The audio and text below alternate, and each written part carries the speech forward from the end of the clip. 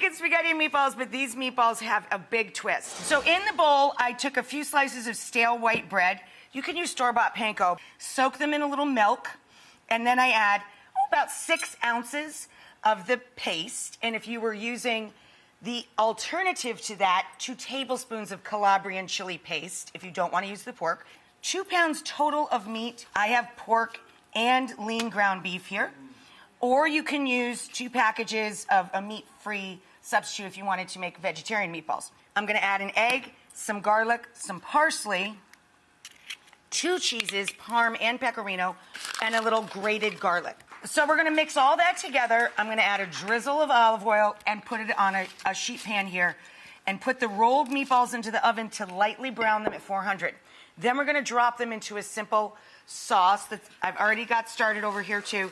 I've just got an onion sweating out. The onion was getting soft and translucent, so I just added the garlic. I'm going to let that cook out a little bit. Then we're going to add paste, wine, tomatoes, oregano, a little hot pepper, and basil. And that's kind of it. I like to add a little wine. And now we're going to add to that a little beef stock now that the wine is reduced. And then we slide in a can of Italian tomatoes. Then we're going to add 3 cups per jar of passata. And then we're going to tear in some basil. So I have one sauce that's been cooking out for a few minutes now. See, these are just lightly browned. We're going to drop them into the sauce and let them finish cooking right in the sauce. So all of the great juices and flavor come right out of there. Thank you, sweetheart. You're welcome. Okay. Throw that in the sink.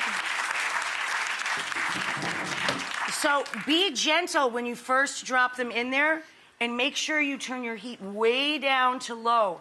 Now, when you go to serve this, we're just going to make it with one of John's favorite spaghetti companies. I already salted the water. When I say salt the water, wait till the water is at a full rolling boil. Why? So the salt itself doesn't scar your pots. Also very important, when we drop the pasta in, we undercook it by 1.5 to 2 minutes. Why? Because we have what's called carryover cooking. We'll undercook it, so it'll be about 7 minutes, depending on the brand you buy. And then we're going to want 1 serving bowl for the meatballs. They're going to finish cooking through. It'll probably be another 10 minutes. They've already been in the oven. Fair amount of time to brown, right? And we're going to put the meatballs in a serving bowl, and then we're going to toss all of the pasta with most of the remaining sauce, some butter, and cheese.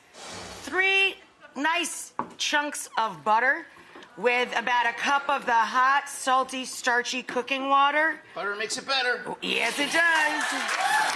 And now, honey, I need you to add about half of that into here and the rest in the extra sauce dish, okay? Okay. This is what I'm talking about.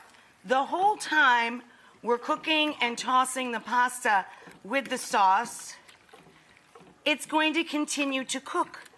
That's why we separate it so that it doesn't go too far. And then we're going to add a little. I like a mixture of both, pecorino and parm. And I like to add a little fresh torn basil at the very end and melt that into the whole hot mess. Tear it and like this your... really is a hot mess. Yeah, Grandpa always... Tear it like your grandpa. Right. Always just would tear the basil. He never touched it with a knife. And then you pass extra sauce at the table as well.